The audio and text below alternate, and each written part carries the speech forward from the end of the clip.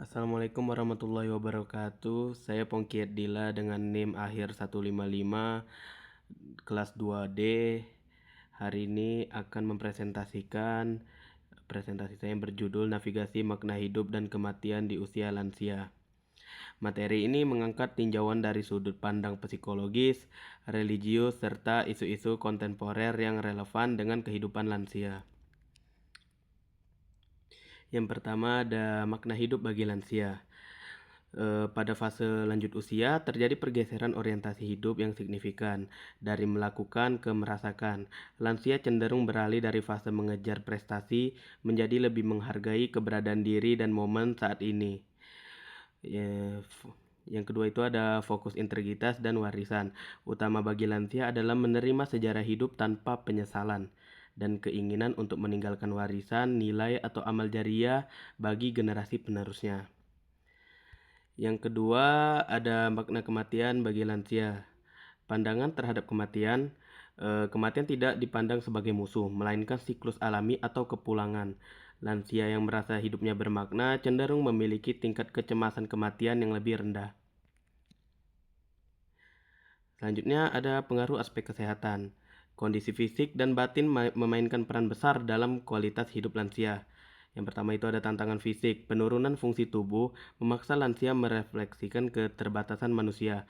Hilangnya kemandirian dalam merawat diri sering menjadi tantangan terbesar bagi martabat mereka. Yang kedua, peran religiusitas dan spiritualitas. Peran agama berfungsi sebagai alat navigasi atau dalam menghadapi kehilangan pasangan atau kesehatan. Religiusitas intrinsik, iman yang meresap ke dalam hati terbukti menurunkan stres menghadapi ajal dan memberikan rasa damai melalui harapan kehidupan setelah kematian. Selanjutnya ada teori yang relevan. Terdapat 3 teori psikologi besar yang menghadapi fenomena ini. Yang pertama, teori Erik Erikson terhadap integrity and despair, di mana lansia mengevaluasi hidupnya. Jika merasa berharga akan siap menghadapi kematian, jika gagal akan merasa putus asa. Yang kedua adalah teori transcendensi atau Lars Tornstam, pergeseran pandangan dari materialistik ke arah kosmik, transcendent, dan lebih peduli terhadap hubungan antar generasi.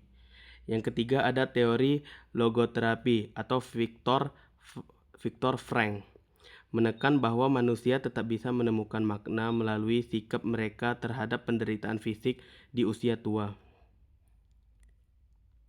Selanjutnya ada isu terkini terkait lansia. Tantangan modern bagi lansia. Yang pertama ada isolasi sosial dan kesenjangan digital. Lansia yang tidak mahir teknologi sering merasa tersaing dan kehilangan makna hidup karena merasa ketinggalan zaman. Yang kedua ada perawatan paliatif, meningkatkan perdebatan mengenai hak untuk meninggal dengan tenang tanpa intervensi medis yang berlebihan. Yang ketiga ada arah penuaan. Pergeseran fokus dari sekedar sehat secara fisik menjadi sehat secara jiwa atau mental. Dan selanjutnya ada hasil penelitian jurnal yang relevan. Hasil riset ini memberikan bukti ilmiah bahwa yang pertama religiusitas intrinsik, keyakinan dari dalam hati berhubungan negatif dengan kecemasan kematian. Semakin dalam iman, semakin kecil rasa takutnya. Yang kedua, dukungan sosial.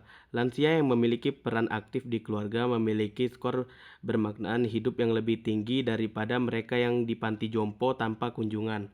Yang ketiga, ada faktor syukur. Praktik bersyukur adalah predikator terkuat untuk mencapai penuaan yang sukses, bahkan lebih kuat daripada faktor ekonomi. Selanjutnya, kesimpulan.